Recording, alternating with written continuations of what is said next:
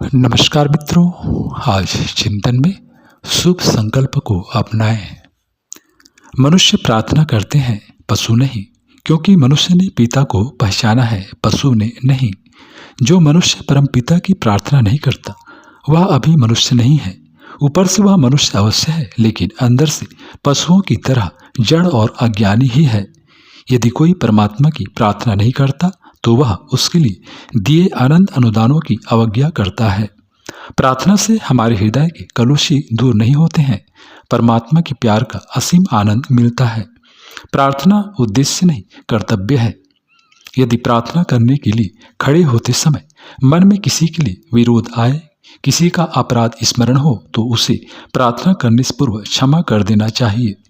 अगर तुम ऐसा नहीं करते तो मन का विरोध और आत्मा का द्वेष प्रार्थना के शब्दों को दूषित कर देंगे।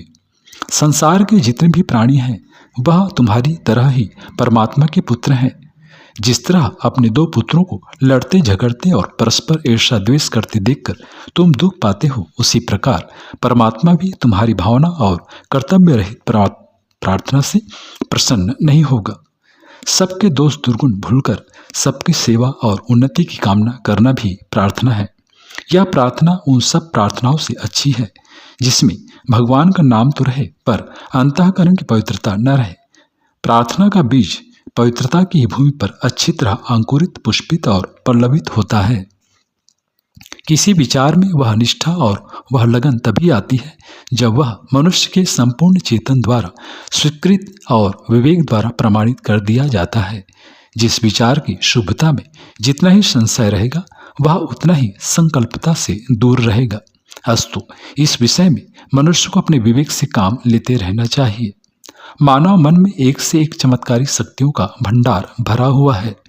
सत्वृत्तियों की सहायता से मन पर अधिकार होते ही मनुष्य उसकी सारी शक्तियों का स्वामी बन जाता है, किंतु शक्तियों का स्वामी भर हो जाने से महानता का प्रयोजन पूरा नहीं हो सकता।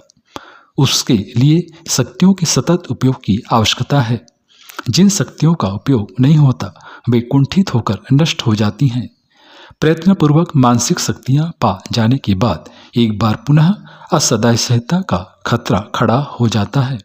कोई भी शक्ति अपने में कोई विश्वस्त वस्तु नहीं होती। उससे जहाँ लाभ हो सकता है वहाँ हानि भी हो सकती है।